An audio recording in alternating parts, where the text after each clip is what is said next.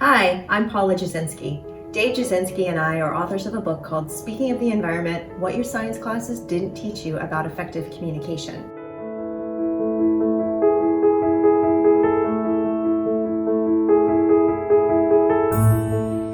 Did you know that most environmental communication is created backwards? That we as environmentalists often want to lead with ecological benefits and data as the key selling points for others, but humans just aren't the rational decision makers that we like to think that we are, and we're not always driven by data. A lot of times we're driven more by emotions than fact. Otherwise, no one would smoke, we'd all be getting 8 to 9 hours of sleep a night, maxing out our retirement accounts, and probably be doing a lot more to protect our environment than we are. The keys to really connecting with the audiences is in conveying your environmental goals in compelling ways that makes them want to change their behaviors and join your efforts. A lot of times that isn't starting with an environmental goal. It might be more focusing on why someone should care. What does it mean for them? Who else is doing it? How do they do it? What's in it for them? And that all might sound simple, but many environmental goals aren't being met because communication efforts aren't connecting with broader audiences.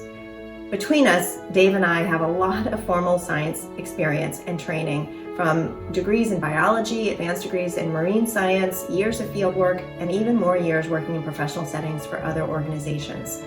What we've had to learn on effective communication has been done through trial and error. We've learned a lot, and especially by borrowing insight from marketing experts and leaders in lots of other fields.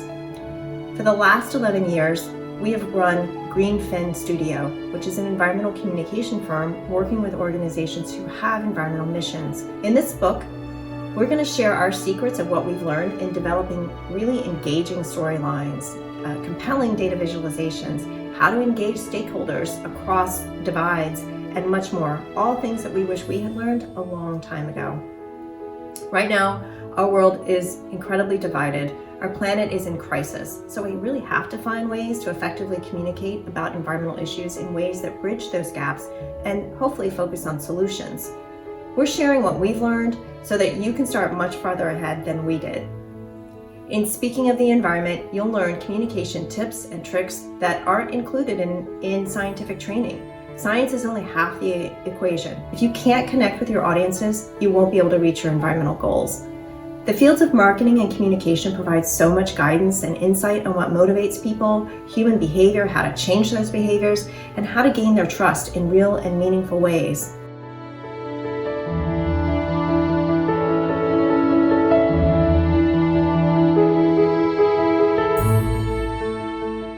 This book is for you if you're wrestling with how to engage more people in your environmental efforts, how to create a larger tent to attract new and diverse audiences to your programs.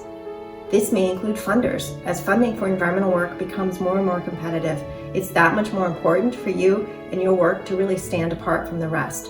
To do that, you have to make sure that your messages are clear and compelling, and that you clearly understand your audiences as well, not just what you think is important to them, but really what's driving their behaviors.